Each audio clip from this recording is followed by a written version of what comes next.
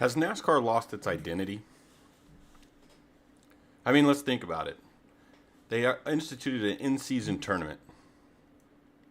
Who does that? The NBA. They're doing road racing like crazy, adding more races to road racing every single season. And that's trying to keep up with IMSA and Formula. They're doing a race outside of the United States this year. The NFL has done that, right? They go to Europe. This one that NASCAR is doing is in Mexico City. But they're doing a lot of things that they're getting from other sports entities that are completely unoriginal. It's not them doing it. They're just not coming up with the ideas. They're doing it. And so their identity at this point is to morph it together with other people. So again, have they lost their identity? I think a little bit they have, unfortunately.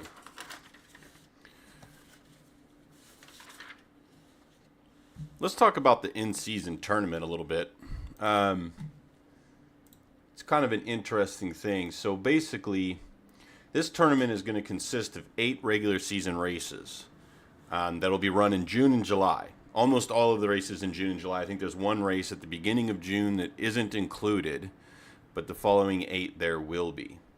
And they all count towards regular season points and standings for the playoffs, just like they normally would. None of that has changed. But for the first 3 races, every driver is eligible, and then based on the results of those 3 races, they will qualify for bracketing. Okay? So with their best finish in any of the 3 races, ties will be broken by total race points in that time. And then there's 32 drivers that'll go on. So those first 3 races, okay, are Michigan, the race in Mexico City, which is Autodromo Hermanos Rodriguez, a road course, okay, and then Pocono. So that road course, these drivers have not been much at all. So a lot of these guys, like you would consider the top tier NASCAR drivers, may end up having to throw that race away and taking either Michigan or Pocono's best finished to put them into the seeding. I would assume that if you're not in the top 5 in the seeding or whatever, it probably doesn't matter. But if you are low, let's say you're the 30th driver or the 25th or whatever, you're probably going to be pit up against somebody who's in the top 5. And now you got to go race somebody who had a really good race earlier. But does that mean that it's a good driver? I mean, think about it. One of the drivers that is like a road course specialist could win in Mexico City and be in the top 5, but not necessarily be a great driver, in the following 5. So that one being in there is going to kind of shake it up a little bit, so it's going to be kind of interesting, to see what comes of that. So as we go into the 5 race series or bracketry type races where it's a head-to-head kind of deal, think of it like NHRA drag racing. They all go out there, they're seeded 1 through like 16, and it's just elimination races, right? So whoever you're pitted against, you have to finish better than them in that race. And then you move on to the next race, finish better than whoever you're pitted against. For 5 races, they crown the champion at Atlanta Motorsport Speedway. That's a great one too, because you got to figure, or I'm sorry, Atlanta Motor Speedway is where it starts. It finishes at the Brickyard. So the first week is going to be Atlanta, and of course, we know that's a short super speedway, right? Restrictor plate, so it's going to be drafting, and so whoever you're first bracketed against, it's a complete crapshoot whether or not you're going to be able to beat them or not. You could be beating them all day long and then got caught up in the big wreck and they beat you and you're out. And that's kind of Okay, whatever. So, you look at the top three races here, the seeding races, and those are kind of weird. And then you look at the first race, Atlanta. Then they go to the Chicago street race, and then they go to Sonoma. So now we're in two different street races, road courses, where somebody who's not necessarily going to be able to compete for a championship because they're a road specialist is going to have a chance to compete for this. And I can only imagine that that's why that NASCAR did this, because you don't want somebody to win the in-season tournament and win the championship, because then it's all just dominated, and then they're going to talk about how this team cheats and whatever, right?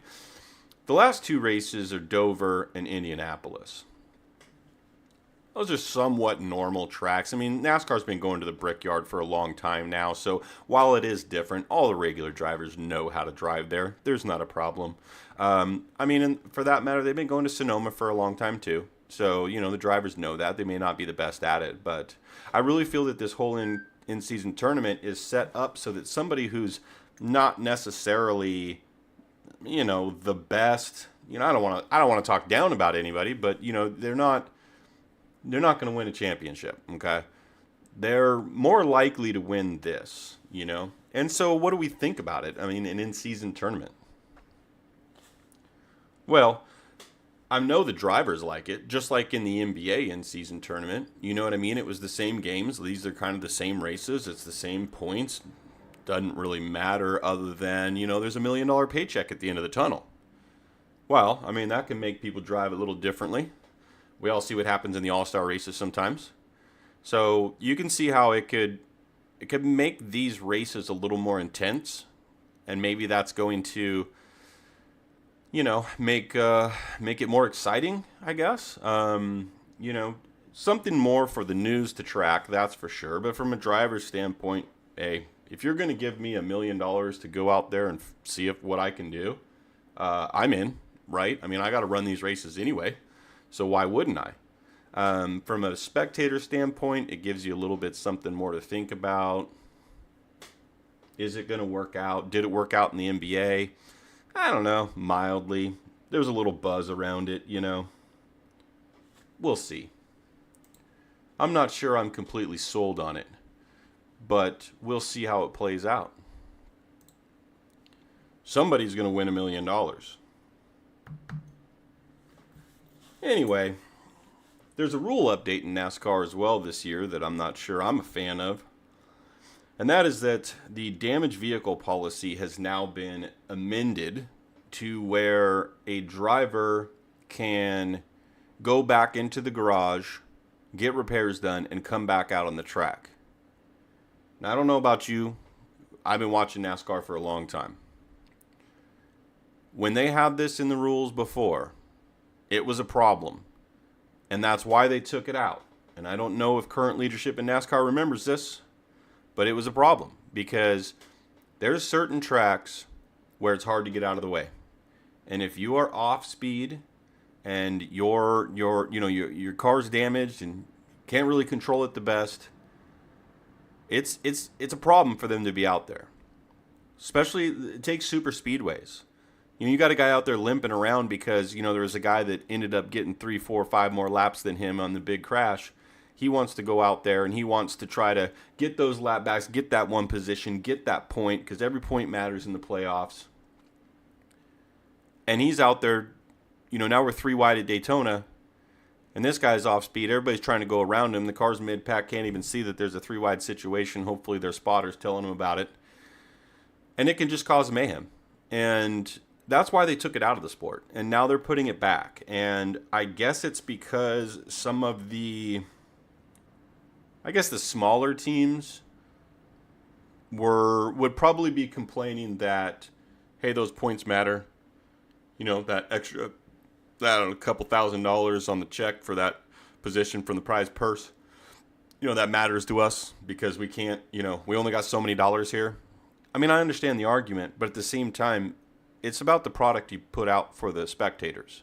And the spectators don't want to see their driver crashed because some guy who's now irrelevant in this race was allowed back out there. And that's why they took it out in the first place. And I think it's a mistake to bring it back. I don't know. What do you think? So we had Stuart Haas left NASCAR, right? Leaving 4 charters that were open. That's kind of Stuart Haas has been around for a long time. Stuart has obviously been a driver for a long time. That team hadn't been around for a long time. But the names made it kind of like a staple in NASCAR. And when they exited, that was kind of a blow to the brand, in my opinion. Even though Stuart Haas was not super competitive the last couple seasons, honestly, since Harvick left. Harvick was kind of the glue that kept it together. He was competitive. He shared information with the other teams, and the other teams were better. And when he left, it went downhill. Fight me, that's what happened. So basically, those 4 charters were open for other people, but they're so expensive. Junior Motorsports has been trying to get into NASCAR Cup Series for a long time. He says himself that he should have bought them 10, 15 years ago, bought charters, that is, so that he could be in that series. But now they've gotten so expensive that it's impossible. Well, like I said last week, he's going to be at the Daytona 500, but that's a one-time event. Hopefully we'll see more of that from Junior Motorsports, but he refuses to buy charters. What this did do, though, is it opened up an opportunity for Red Bull Racing to get back in the sport. And I don't know if you remember them, but they were around 2007 to 2011. And, gosh, I can't remember the main driver that they had. It's a redhead kid. I can't remember his name for whatever reason. I should do more homework and be prepared when I do these. But anyways,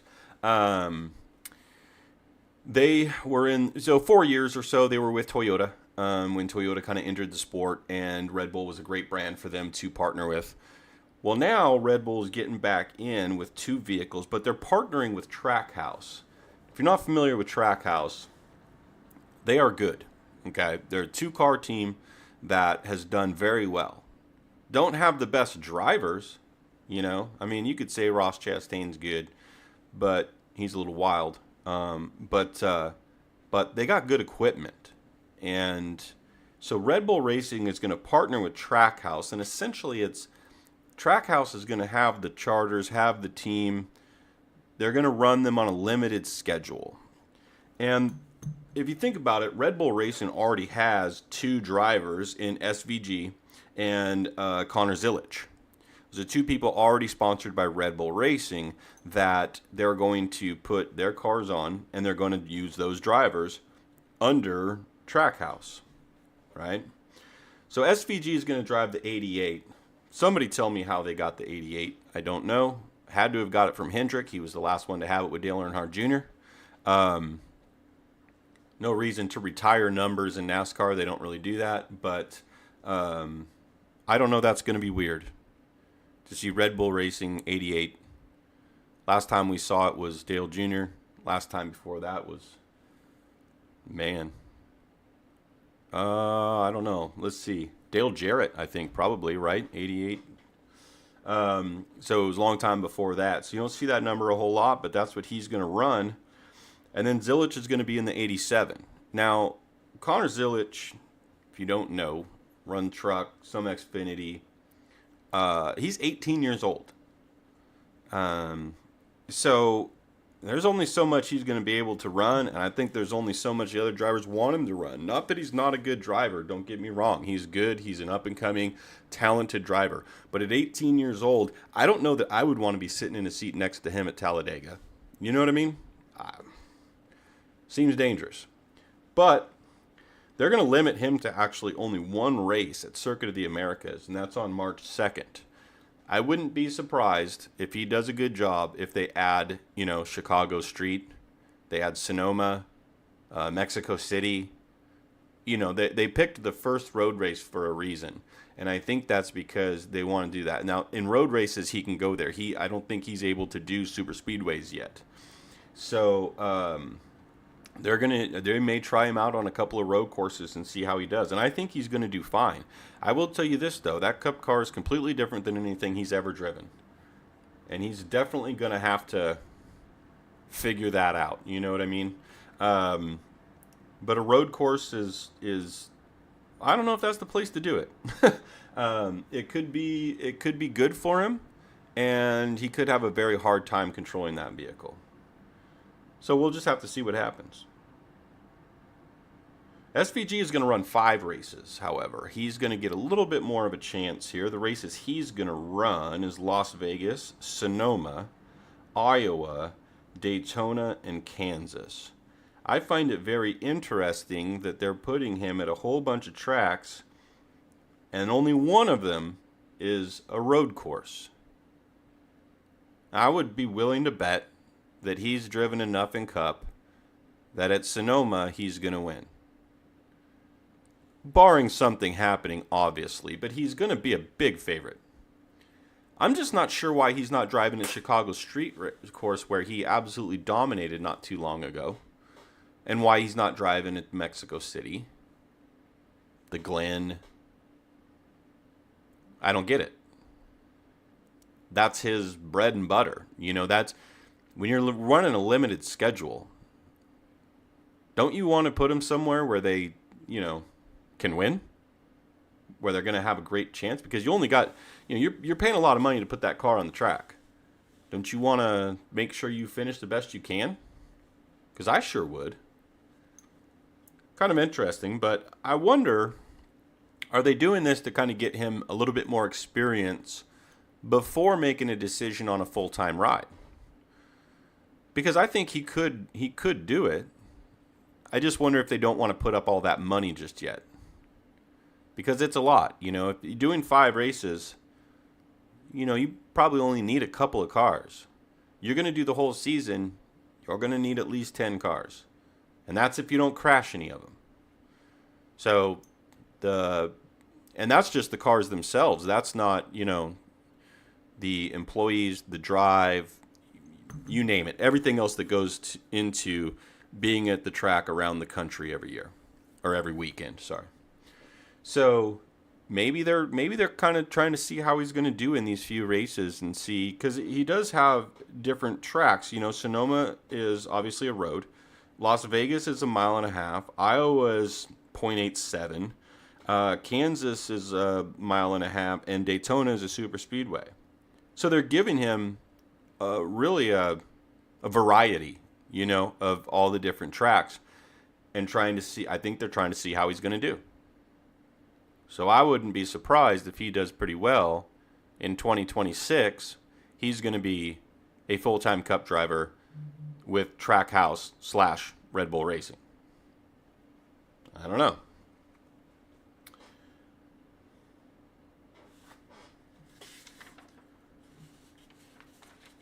Let's move on to IMSA. IMSA is kicking off right now. We just had qualifying for the Daytona 24 hour. That was very interesting. Dries Van Thor, he takes the pole for the GTPs in his BMW. Set a good time, had at least a half a second over any other driver. So he did very well. There's a couple drivers that had issues. I even learned something in that session, that they had a car that went off the track. I think it was an LMP2, and he couldn't get it going. He was stuck in the grass, and they had to throw a red flag. And I learned that when they throw a red flag, that driver loses their top 2 lap times. So essentially, they're putting them to the end of the field, because now they're costing everybody else time to actually get their best time. So he got a big penalty. But Dries had a great run, great lap in that BMW, and so he's going to get to start out front for the 24-hour, which, listen, it's a long race, but, wouldn't you want to be in the fastest class at the front of the field and just have clean track in front of you for at least the first, let's say, hour before you start? Okay, now we're taking on GT3s and GTD Pro, and, you just get to settle in as a driver. So I think that's going to be a great advantage for him. LMP2, Daniel Goldberg barely beat out Ben Keating for the pole there. So those two will start up front in the kind of the middle class. You know, they're not as fast as GTPs, but faster than GTDs, and so they're going to be up front there, and we'll see what they're doing. They'll have a gap in front of them as well. They will probably have even more of a gap because the GTPs will take off, and it'll take them even longer to get to the GTDs. So they will have obviously an advantage among the LMP2s, and the GTDs are by far the most amount of cars that are in the race. But Mustang goes 1-2 with Rocky, who is also Mike Rockenfeller, and he gets the pole, and then Frederick Vervich gets the second place, both Fords. Now, if you remember, last week I mentioned that it was going to be interesting to see Ford's development, and I think we got an answer right off the bat. They came out and qualified 1-2, which they've never done, and now they're going to start out front their class and get that open daylight, not have to deal with the carnage of the first couple laps. I think they're going to be set up for a really good 24-hour, but it is a long race, and starting out front, having that clean air and that open track in front of you is great. But realistically, after an hour, hour and a half, it no longer matters.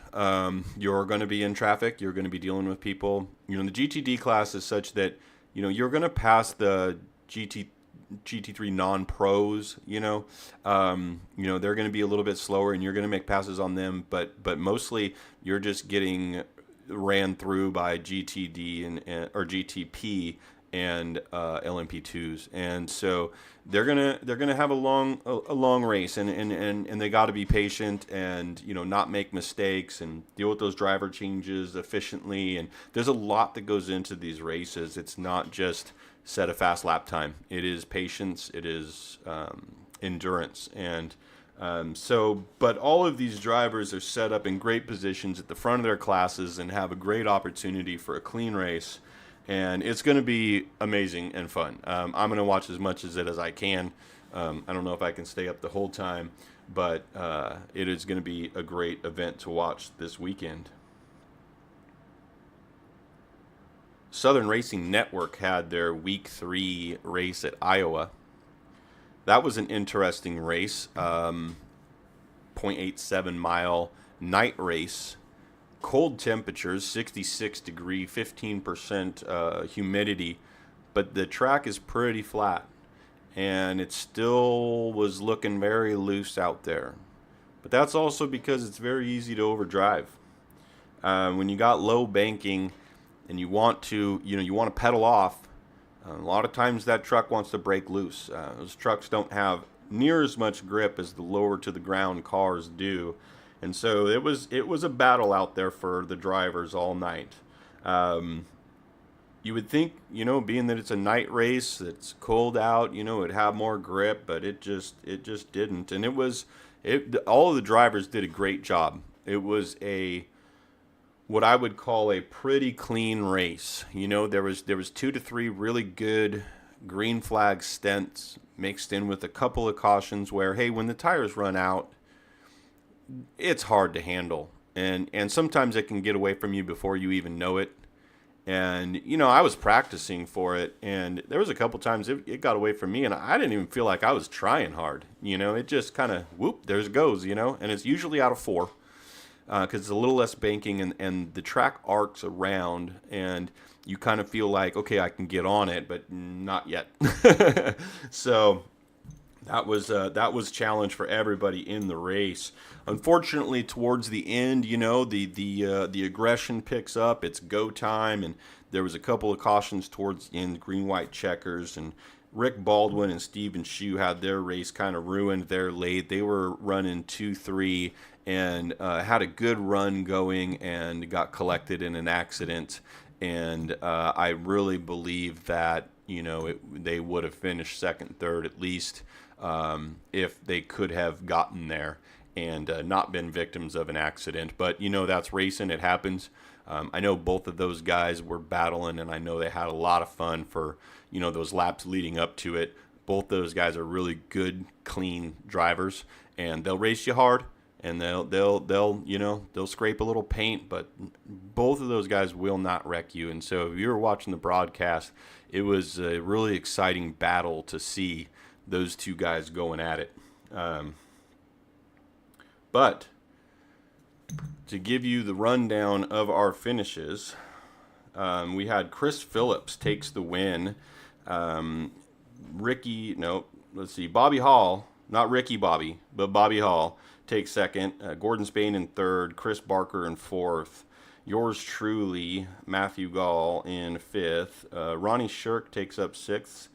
John Schuenbachler, he is going to be your seventh place finisher. Eighth goes to Alex Healy. Michael Cole ends up ninth, and Thomas Hall ends up 10th.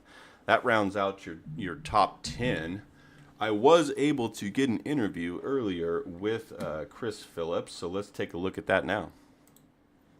All right, we have our Week 3 Iowa winner, Chris Phillips. How you doing, bud?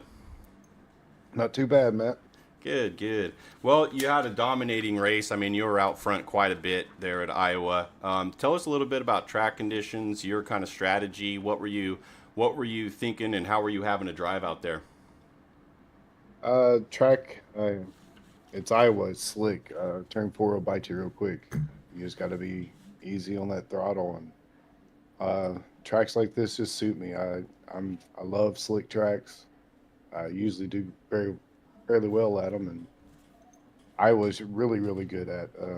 It was a good run. Yeah. Now we knew going into the race that short tracks, especially flat short tracks, not like Bristol where it's super banked, right? Like these kind of tracks can be super loose off of 2 and 4, and so it was set up as a night race, and it was set up at 66 degrees, but it was still loose out there. It was still slick, huh?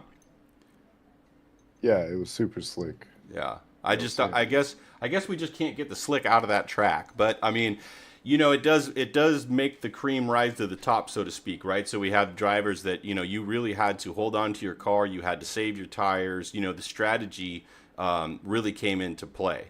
And obviously you showed that you were one of the best at that in this. Tell us about your tire saving. Were you backing off the first 10, 15 laps, or what was your kind of strategy going into that with the tires?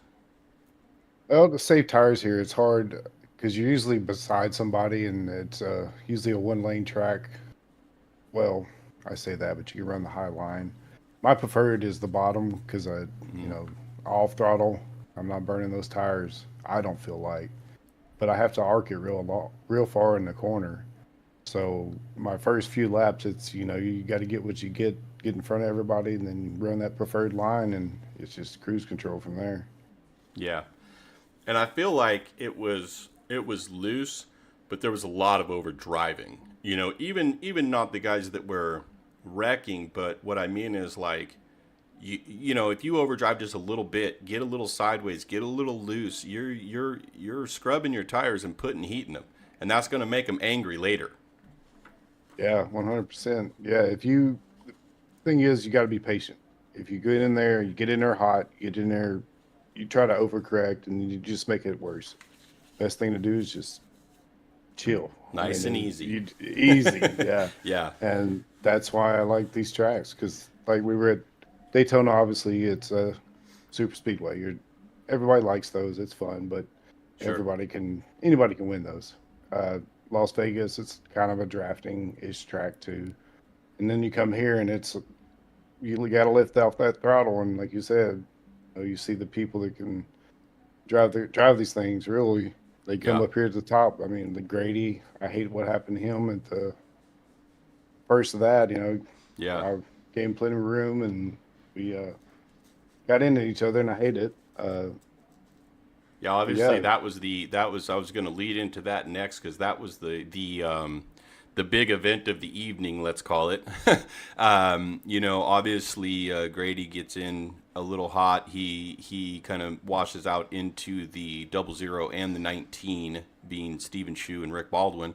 And those are two good competitors that were very, very fast. Not that Grady wasn't. Obviously, he was sitting there in fourth place. You know what I mean? So he was competitive as well, but just kind of little too much going into 3 there. You think those guys had anything for you, or you were pretty much able to check out on them? Uh, there was one run there for a little bit. Rick had me. I mean, he was coming. Hats off to him. I mean, he was really on me, and he told me at the beginning. You can look back in the Discord. He had his eye on this track, and I see why now. He's Yes. pretty good here. But once I get, like I said, I get out there and get that preferred line, and I needed a few laps on these tires. I was way better on the older tires than I could. That's when I really made my distance. That long green flag run, I was pulling on the field, and I needed that green flag, and I just kept being caution and caution, and yeah, that Yeah. I hate it for especially Steven and Rick too. I mean, Grady fought all the way back up there. I had 23 green flag laps with him. We were side by side a lot. Yep. He was fast. Yeah. So, Yeah, it it's was, just, I I mean, hate that no problem. unfortunately happens in racing. It's just you can have a great race, and then you have that, that split second mistake, and boom, it's over, Yep. and Yep. Yep. unfortunately that's what happened to him, and it cost a couple other guys. And I know that Baldwin especially, he kind of liked starting on that outside with you there. He felt really comfortable, really strong up there, and then you flipped on him on a restart and took the top with your teammate behind you. He was Yeah. like, Yeah. dang. Well, there goes He knew it that. was coming. He knew it Yeah, was coming. absolutely. He knew it. I told him because I'm sitting 6, 7 cars back or whatever I was, Yeah. and I was like, hey, these guys are gonna line up. I know he's taking outside. So, Yeah. The one before that, I didn't even realize that Steven snuck up there on me, man. He was just like cruising, wasn't saying anything on the radio or, Discord. oh, he didn't want you to start driving hard. And then he's like, "Oh, you're not gonna start on the top or something like that." I was like, "Oh, dude, I didn't even know. Yeah, I didn't know yeah, he was up there." Yeah, and so I had to yeah. pay attention from then. Yeah, he was pretty Yeah, strong too. That was two yeah, he strong was cars that coming. had an unfortunate thing there, but it's a long season, and I know both of those guys are talented drivers, and they'll still be in it here. But For tough break for sure. them, and so tell me, looking forward on the schedule. The next few weeks we got Nashville Super Speedway. We got Indianapolis, Dover, Kansas, Texas. Anything in there that kind of stands out that okay, this is a track I'm going to win at, or any of them that you don't like? Dover's not a fan of Yeah, that, but the rest of them I like. I mean, Nashville's kind of like this, but I haven't logged as many laps there, so I'm not as confident. But Indy, I absolutely love it. yeah, Kansas and then Texas, yeah, that's all good. I can't yeah. wait for it. Nashville Super I like Speedway the I and like the Texas are kind of similar, right? There's the yeah. mile and a half, and those are pretty similar. Indianapolis is kind of obviously its own beast, and that's you sound like you're kind of like me, where it's fun because it's different, Yeah, you know. yeah, because I like Pocono too, and those two are Yeah. I like. I Pocono's mean, coming I up a like the little bit schedule. later. We'll be Yep. doing that one. Let's see, March 26th. Pocono will be in. So those ones right there, they really do separate the guys that have a little bit more experience from the guys that don't. Because the guys that don't have a lot of experience, they don't spend time at Indianapolis. They don't spend time at Pocono, and those are separators. You know what I mean? So anytime you're kind of more experienced, those are ones I would assume you look at. Yep, they're pretty fun, flat ones. Like them. Yeah. Yep. Cool. Well, I'll give you the floor here. You could tell us about your team, tell us about your sponsors, whatever you want. The floor is yours. Well, I'd like to thank you for putting on this league, man. Doing a good job. We appreciate it. Uh, my teammates, Foothills Motorsports, couldn't do it without you boys. Uh, James Wagner Welding, Jamie, you do a good job for us, helping us out. We appreciate everything you've done for us. Uh, no, that's about it, man. Cool. Appreciate it. Well, I would like to second that, James Wagner. Just real quick. So obviously we've been racing together for a while in other leagues, Right. and James Wagner sponsored that league and did a lot for it. And without that league, a lot of us wouldn't be the drivers that we are, especially myself. I was so green coming into that Right. league, man, and I learned so much in that league, and it was because of of Jamie's sponsorship and being able to, have that broadcast, to watch it back, to see what I was doing, to see what was going on, what did I miss, and then just the seat time and being in the league. And so, owe him a lot. Unfortunately, we're not able to work together right now, but, maybe one day that'll change. And hopefully so, man. So good He deal, does a man. good job for us, man. Yeah. Can't appreciate him enough, and get your mag real estate in there. Appreciate that. I'm gonna hit up this Natural Life. I like that stuff. Oh yeah. I'm gonna have to, dude. I am gonna check that out for sure. Nice. Very good. Well, hey, I appreciate you coming on. Good luck in the next few weeks and with the rest of the season. Maybe we'll be seeing you back here shortly. Yeah, man. Cool. Good luck, man. All right, so that was Chris Phillips after his win at Iowa. Let's take a look at the point standings, but before I do that, let me just explain. So when in iRacing, and you're doing points based off of iRacing in the NASCAR style, what we do a lot of times in these leagues is we give people what are called drops. And so in this league, there's 20 races and they have 2 drops. And a drop basically means that every driver has their 2 worst finishes eliminated from the scores. Okay, and what that provides is, if a driver can't be there every week, they can take a week off, and it's not gonna hurt him because everybody's gonna have 2 drops. Or if they just come every week and they have a bad finish, Talladega, Daytona, they get wiped out, it doesn't matter. That's a drop. Okay, so now that we're in week 3, you're going to start seeing that only 2 weeks are calculated. And then in week 4, it'll still only be 2 weeks calculated. It'll just be your best 2 races because there's 2 drops. Week 5, then there'll be 3, and then it'll start to pick up, and those 2 drops won't matter as much, and we'll start to see points really kind of start to take shape and see where everybody is. But as of right now, okay, with the best 2 finishes, Alex Healy is our leader. Chris Phillips is second. Bobby Hall is third. Chris Barker in fourth. Bobby Grady is tied for fourth.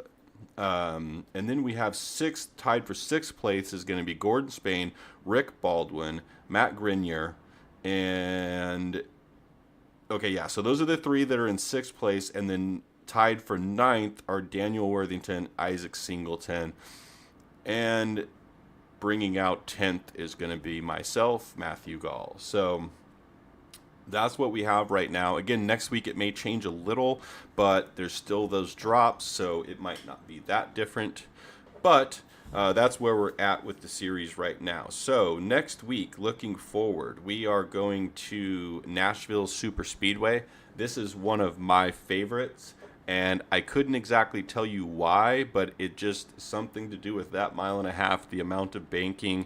It just really suits my driving style. I think it's going to suit a lot of guys' driving styles, though. It's just one of those tracks that's pretty driver friendly. It's hard to overdrive it. You can be aggressive and still not beat up the tires. So I feel like this is going to be a really fun race to watch.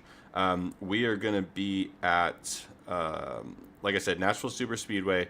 We're going to be on Extreme Sim TV, 7:30 Eastern, 6:30 Central. You guys can check us out. It's on YouTube at Extreme Sim TV. And we'd love to have you guys check it out. Let's see. Next week, we're going to debrief the 24-hour at Daytona. I cannot wait for that. It's going to be great. I'm hoping to have a guest star on, but I'm not going to say who it is because I don't know if he's going to be here for sure. But another avid IMSA road racing fan. I do a lot of endurance racing with him. So hopefully he's going to be able to make it to the show and kind of debrief that with us, and that'll be a lot of fun. And then, of course, we'll go through the SRN race for that week, any new NASCAR news. Nothing really new in eNASCAR this week, so we didn't really go over that, but maybe there'll be something for next week, and we'll see. But that is it for today.